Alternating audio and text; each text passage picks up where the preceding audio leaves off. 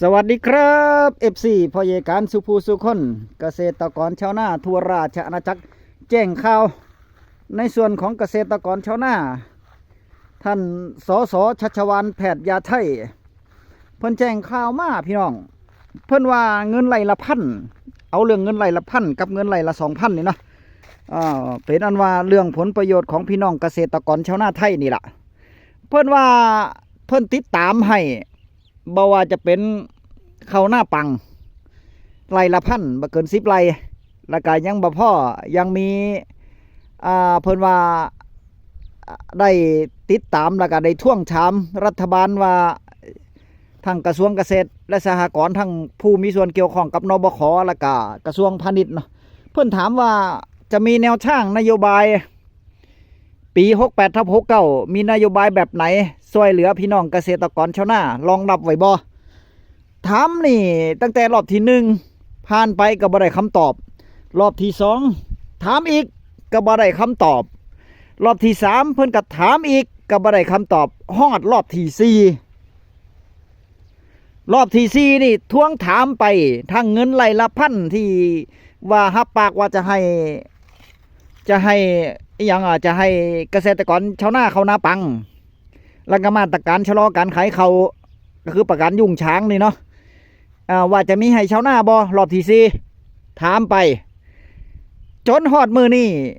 เพิ่นเหนื่อยใจเลยว่าบ่ได้คำตอบรัฐบาลบ่ได้ให้คำตอบหยังเลยผู้เกี่ยวข้องหลายๆท่านเพิ่นว่าเพิ่นถามให้เพื่อเป็นแนวทางแล้วก็เพื่อที่จะเป็นประโยชน์ให้กับพี่น้องชาวนาจนตอนนี้เพิ่นบ่กล้าที่จะกลับไปบ้านแล้วเพิ่นสั่นเพิ่นว่าสสน้ำดีจังหวัด101พี่น้องไปฟังในส่วนของแฟ้มภาพแฟ้มข่าวที่เพิ่นแจ้งเข้ามาซะก่อนเนาะท่านสสชัชวาลแพทย์ยาไทยสสน้ำดีจังหวัด101พี่น้องซึ่งมาตรการที่สำคัญที่ผ่านมาที่รัฐบาลดูแลพี่น้องเกษตรกรที่อยู่ในอนุคณะกรรมการอนุข้าวหรืออนุด้านการผลิตเนี่ยซึ่งกระทรวงเกษตรและสหกรณ์อยู่ในชุดนี้เยอะนะครับนั่นก็คือโครงการสนับสนุนค่าบริหารจัดการและพัฒนาคุณภาพผลผลิตที่ทำมาตั้งแต่ปี62/63จนถึงปีล่าสุดหลายปีนะครับผมก็เลยมีคำถามนะครับไปยังคณะผู้บริหารของกระทรวงเกษตรและสหกรณ์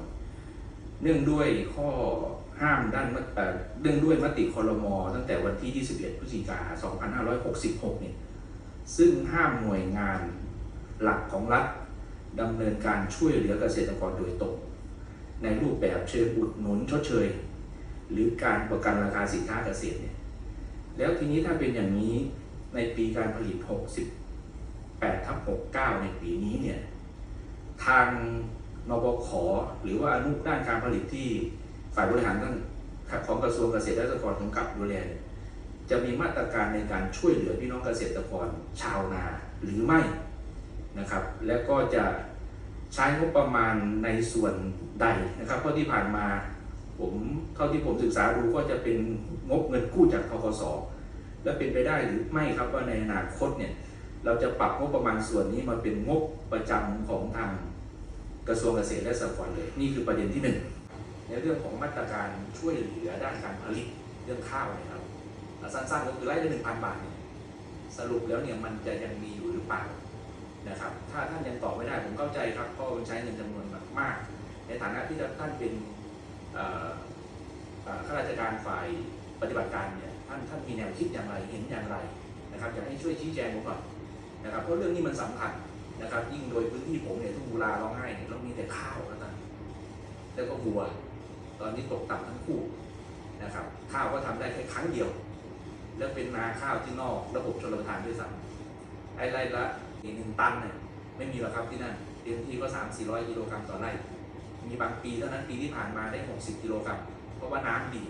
ไม่ได้พึ่งพาระบบชลประทานด้วยซ้ำเพราะนั้นเรื่องนี้เนี่ยจึงเป็นเรื่องที่สำคัญผมอยากขอความกรุณาท่านได้นะครับถ้าผมไม่ได้รับคำตอบไปเนี่ยผมจริงว่าผมอาจจะกลับบ้านไม่ได้ด้วยซ้ำนะครับก็ขอความกรุณานิดนึงครับครับว่าในปีการผลิต68/69เนี่ยทางอนุการผลิตนะครับโดยกระทรวงเกษตรและสหกรณ์เนี่ยท่านมี แนวคิดที่จะผลักดันโครงการนี้ต่อหรือไม่นะครับหรือถ้าไม่ต่อจะช่วยเหลือพี่น้องเกษตรกรชาวนาอย่างไรนะครับผมยืนยันนะครับว่าถ้าต้นทุนการผลิตของพี่น้องชาวนาถูกลงปัจจัยการผลิตในการทำนามันเพียบพร้อมมีน้ำมีดินดีนะครับแล้วก็ราคาขายมันขายไม่ขาดทุนเนี่ยเขาก็คงไม่มาเรียกร้องอย่างนี้หรอกครับแต่ตอนนี้ท่านก็รู้ตัวเลขในมือครับว่าหลายพื้นที่ขายข้าวแล้วขาดทุนเพราะฉะนั้นผมจึงอยากจะขอความอนุเคราะห์ท่านนะครับช่วยชี้แจงสักนิดหนึ่งผมจะได้เป็นสื่อกลางในการช่วยชี้แจงต่อพี่น้องเกษตรกรในพื้นที่และทั่วประเทศเพราะว่าพื้นที่ผมครับเราทำได้แต่นาจริงๆครับเรื่องของมาตรการของนาปีครับนะครับในปีการผลิต68/69ที่ผมได้สักถามแต่เมื่อวานจนตอนเช้าจนถึงตอนนี้ครับว่าสรุปแล้วเนี่ยทางอนุกรรมการและอนุการผลิตอบขเนี่ยจะมีบทสรุปอย่างไรยังจะเดินหน้าช่วยเหลือลดต้นทุนการผลิตไร่ละ 1,000 ต่อหรือไม่หรือถ้าไม่มีจะปรับเป็นโครงการลักษณะใดนะครับไอ้ตัวนี้อยากจะชี้แจงสักนิดนึงครับเพราะว่าพี่น้องเกษตรกรชาวนารอจริงๆครับท่านประธานครับเพื่อความเคารพกับท่านประธานสิ่งที่เพิ่นบอกกล่าวมาในส่วนของท่านสสชัชวาลแพทย์ยาไทยบ่แม่นว่าเห็นเพิ่นเงียบไปบ่แม่นว่าเพิ่นจะบ่ท่วงถามให้ที่เพิ่นบ่ทันได้ขยับขยายหรือว่าบ่ทันได้แจ้งพี่น้องเกษตรกรชาวนาเฮาก็เป็นเพราะว่ามันบ่ได้คำตอบอยากให้ตอบกับพี่น้องประชาชนเกษตรกรชาวนาเฮาแล้วอยากให้พี่น้องเกษตรกรเฮาชื่นใจเนี่ยนะแต่ว่ายิ่งถามก็ยิ่งบ่มีผลยิ่งถามก็ยิ่งเงียบกิ๊บบ่ได้คำตอบเลยเพิ่นว่าสิเฮ็ดจังไดเอาเพิ่นก็พยายามให้พี่น้องเกษตรกรชาวนาเฮาแล้วเด้บ่แม่นว่าเพิ่นบ่พยายามเนาะครับเนาะเป็นตารู้ตนเพิ่นอยู่พยายการว่าก็มีท่านสสชัชวาลแพทย์ยาไทยนี่ล่ะที่เพิ่นดูแลแล้วก็เป็นห่วงเป็นใยพี่น้องเกษตรกรชาวนาเฮานะสสหลายท่านหลายคนเด้พี่น้องแต่ว่ามีจีรีเบิดสสแต่ละท่านแต่ละรายบ่เห็นว่าจังไดบ่เห็นว่าจังไดไปมานี่มีแต่สสชัชวาลแพทย์ยาไทยที่ได้ท่วงถามแล้วก็ติดตามบ่ว่าจะเป็นไร่ละพันหรือว่าประกันเข้าหน้าปีหรือว่าประกันยุงช้างเฮาจนณปัจจุบันนี้รัฐบาลบ่กล้าตัดสินใจรัฐมนตรีว่าการกระทรวงเกษตรและสหกรณ์ก็บ่กล้าที่จะแจ้งบ่กล้าที่จะบอกบ่กล้าที่จะนำเสนอบ่กล้านำเสนอให้กับพี่น้องชาวนาเฮานะทั้งที่ผู้รักผู้ใหญ่หลายท่านก่อนที่จะเข้าไปเป็นรัฐมนตรีปากก็บอกว่าโอ้ยจะดูแลผลประโยชน์พี่น้องเกษตรกรชาวนาเฮาอย่างดีมีหยังร้องเรียนมีหยังนี่แจ้งกับเพิ่นได้เพิ่นว่าเพิ่นจะได้นำเรื่องนำเล่านำเสนอแล้วก็ท่วงถามมาให้ได้ว่าซั่นเพิ่นว่าโอ้ยณปัจจุบันนี้ขนาดท่านสสชัชวาลแพทย์ยาไทยนี่เพิ่นได้ติดตามแล้วก็ท่วงถาม4 รอบเบิ่งติล่ะบ่มีไผมีความพยายามสูงถึงปานนี้เด้ปกตินี่นำเสนอรอบ2 รอบเต็มที่ก็2 รอบถ้าบ่ได้คำตอบก็เศร้าล่ะเพราะว่าแสดงว่าคนอื่นบ่เห็นนำแล้วก็ท่อไปเจ้าของก็ท่อไปนำนะครับนะยื่นข้อเสนอไปแล้วเพิ่นก็บ่ท่วงถามให้อันนี้ท่านสสชัชวาลนี่ท่วงถามถึง4 รอบเด้ฟังชัดๆอีกรอบนึงพี่น้องถ้ายังบ่ฮู้ก็กลับเข้าไปฟังใหม่ว่าเพิ่นได้ท่วงถามให้เฮาบ่แต่ว่าพยาการฟังอยู่หลายรอบเด้เป็นตารู้ตนเพิ่นอยู่ถามแล้วก็ถามอีกนะแต่ว่าบ่ได้คำตอบเพิ่นยืนยันว่ายังบ่ทันได้คำตอบเด้ยังบ่ทันได้คำตอบนะครับเนาะจนกระทั่งประชุมเมื่อวันที่24ที่ผ่านมานายกแพทองท่านเพิ่นได้ให้รัฐมนตรีกระทรวงพาณิชย์ท่านพิชัยนี่ละคนเดิมนี่ละท่านพิชัยว่าให้เบิ่งผลประโยชน์แล้วก็เบิ่งเกษตรกรที่เดือดร้อนนะเพิ่นเดือดร้อนเรื่องไอ้หยังแล้วก็ในส่วนของหลายๆฝ่ายเพิ่นว่าให้เบิ่งเกษตรกรเบิ่งแย่งเกษตรกรนะว่าซั่นเพิ่นว่า โดยเฉพาะสินค้าทางการเกษตรราคาข้าวตกต่ำนี่ไปเบิ่งไปแย่งให้กับเกษตรกรแน่อันไหนที่เป็นผลประโยชน์กับพี่น้องเกษตรกรนั่นมันติดอีหยังหรือว่ามันเป็นปัญหาหยังนั่นเหมือนกับว่าทุกเรื่องที่ท่านสสชัชวาลแพทยาไทยนำเสนอไปนั่นยังบ่ทันฮอดนายกรัฐมนตรียังบ่ทันฮอดนางสาวแพทองท่านเบิ่งส่งแล้วเด้เบิ่งส่งแล้วแต่ว่าหรือว่าเพิ่นเห็นแล้วหรือว่าเพิ่นฮู้แล้วแต่ว่าเพิ่นบ่สนใจบ่สนใจเกษตรกรชาวนาเฮาเลยบ่พยายการว่าโอ้คือเป็นจังสั่นเนาะคือเป็นจังสั่นคือเป็นจังสั่นถ้าเป็นจังสี่แทนที่จะดูแลให้กับพี่น้องเฮาแหน่แม่นบ่พี่น้องเกษตรกรชาวนาเฮานี่ทุกข์ยากปานใดเบิ่งติล่ะเฮ็ดหน้าปีนี้ก็ว่ามันจะเฮ็ดง่ายๆบางคน ที่เพิ่นหว่านเข้าทุกจังหวะทุกช่วงวันเวลาก็เหมือนกับเพิ่นเฮ็ดง่ายอยู่แต่ก็ว่าก็มีครึ่งต่อครึ่งละที่มีปัญหาพี่น้องหว่านเข้าบ่ทุกจังหวะ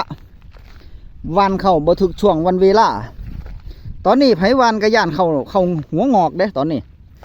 ไผหว่านก็ย่านเข้าหัวงอกเพิ่นว่าไผหว่านเข้าช่วงนี้ย่านเข้างอกแต่ว่าบางคนก็หว่านไปแล้วมันมีปัญหาว่าบ่ตั้งใจที่จะหว่านล่านี่ล่ะมันเป็นการว่าเพิ่นหว่าน2 รอบ 3 รอบนี่ละหว่านแล้วมันบ่ฮู้จักแล้วบ่แม่นหยังดอกหว่านแล้วน้ำมาท่วมหว่านแล้วเข้าบ่เกิดหว่านแล้วมันบ่เกิดหว่านแล้วเข้ามันเน่าก็เลยจำเป็นต้องหว่านไหมบัดนี้มันก็เลยเฮ็ดให้เปลืองต้นทุนแล้วก็เฮ็ดยากหว่านรอบหลังนี่ก็เฮ็ดยากหว่านแล้วหว่านอีกหว่านก็บ่เลอะเปื้อยเปรตมันจะมีแต่ขี้ตมบัดนี้ไอ้หว่านก่อนแท้ๆแบบพอยายการนี่หว่านตั้งแต่เมษาพุ่นหลังสงกรานต์หว่านเลยกับเจอปัญหาคือกัน มองที่มันมีความชื้นเข้ามันก็เกิดดีเด้มองที่มันมีความชื้นไอ้มองที่มันบ่เกิดมีปัญหาหยังหูบ่ไอ้มองที่มันบ่เกิดนี่ดินมันแก่นแข็งบ่ลบปกปักนั่นอันนั้นก็มีปัญหาเข้าบ่เกิดบ่นี่ครึ่งต่อครึ่งเลยล่ะพยาการเลยว่าพยาการจนได้ไปปั่น3 ไม้พุ่นล่ะจนได้ไปปั่น3 ไม้เอาเข้าพยาการก็กลายเป็นว่าเฮ็ดยากคือกันนั่นมันเป็นจังสั่นเด้อพี่น้องก็ฝากความหวังรอความหวังไปกับท่านสสชัชวาลแพทยาไทยนะครับนะจังไดก็ตามรอบที่5ไปโลดตามเอาจนมันได้ขนาดตื้อเอาจนมันได้แต่ว่าเพิ่นก็บ่ได้ย่อท้อเด้เพิ่นก็บ่ได้หยุดแค่นี้เด้พี่น้องเพิ่นก็ว่าเพิ่นจะรับปากกับพี่น้องเพิ่นรับปากกับพี่น้องเกษตรกรชาวนาเฮาแล้วเพิ่นก็จะทวงถามเอาจนมันได้พุ่นล่ะเพิ่นว่าแต่ว่าก็มีเข้าโค้งอยู่เงินไร่ละ 2,000 เงินไร่ละ 2,000ที่ท่านพี่ชัยเนาะครับเนาะท่านพี่ชัยได้แจ้งเขามาก็คือว่าจะซอยไร่ละ 2,000เข้าหน้าปีนี่ล่ะเพราะอย่างการห่วงแต่เข้าหน้าปีนี่ห่วงแต่เข้าหน้าปีว่าพี่น้องเกษตรกรเฮามันจะได้เต็มบ่หรือว่ามันจะได้อีหลีบ่เนี่ยนะโอ้ยเป็นห่วงแท้ๆพี่น้อง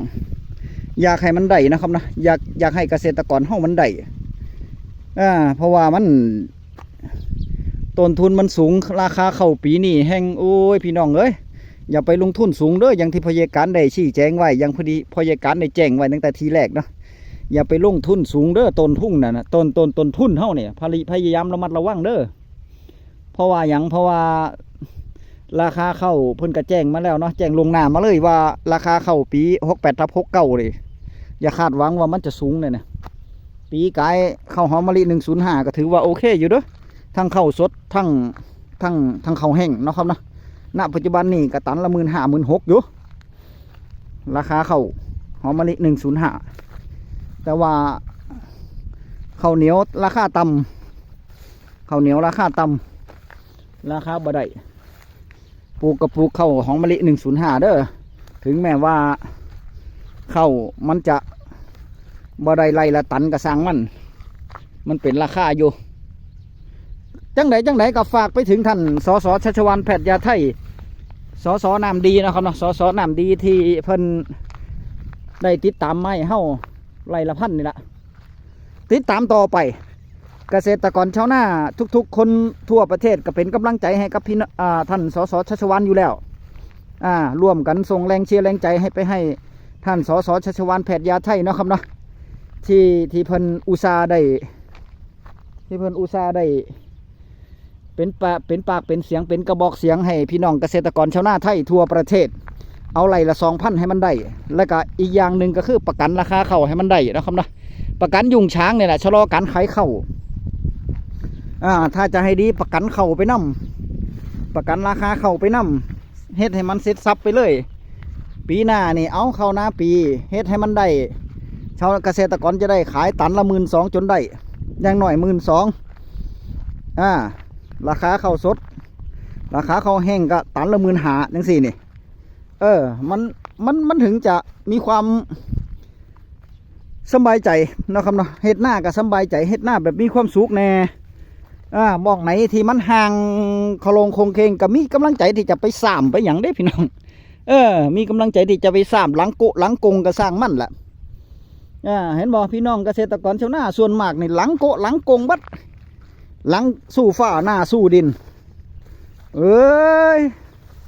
บางคนในจมูกกับน้ำนี่เสมอกันเลยเพราะว่าอย่างพอน้ำมันหลายปันใดก็ต้องไปซ้ำเข้าเนี่ยนะ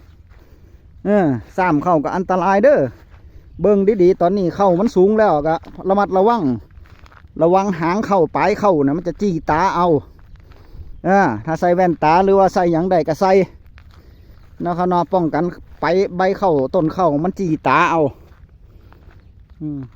อันตรายแท้ๆเอาก็ฝากไว้ไร่ละ 1,000เข้าหน้าปังกับไร่ละ 2,000เข้าหน้าปีสา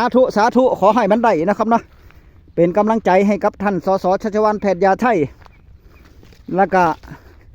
ราคาเข้าเฮ็ดให้มันได้ตันละ 12,000 ถึง 15,000ก็ถือว่าเกษตรกรก็มีกำลังใจเลยล่ะคลิปหน้าพ่อกันไหมพี่น้องพยาการจะติดตามสสชัชวาลมาให้ไหมนะครับนะคืบหน้าจังใดจะได้นำเสนอมาแจ้งข่าวชาวนาให้กับรับรู้รับทราบโดยทั่วถึงเข้ามาแล้วก็กดติดตามพยาการไว้เด้อกระบอกเสียงเกษตรกรชาวนามีข่าวจังใดก็ได้แจ้งให้กับพี่น้องเกษตรกรชาวนาเฮาได้รับรู้รับทราบโดยทันท่วงที่นะครับนะเร็วๆนี้จะมีการประชุมนบขนบขกำลังท่านพิชัยหัตถนฤทธพันธ์เพิ่นรัฐมนตรีว่าการกระทรวงพาณิชย์กำลังจะประชุมนบขใหญ่คณะกรรมการชุดใหญ่เลยเรื่องผลประโยชน์กับพี่น้องชาวนาเฮานี่ละด้วยตรงเลยบอกว่าไร่ละ 1,000 2,000นี่ละหรือแม้กระทั่งราคาข้าวนะครับนะปีเทศกาลปี68ที่จะออกมานี่เพิ่นกำลังจะเริ่มประชุมกำลังปรึกษาหารือว่าจะเอามือไหนวันไหนแล้วก็มีวาระการประชุมเป็นจังใดนะครับนะพยาการเจได้ติดตามมาให้เบิ่งเด้อคลิปหน้าพอกันใหม่คลิปนี้สวัสดีครับ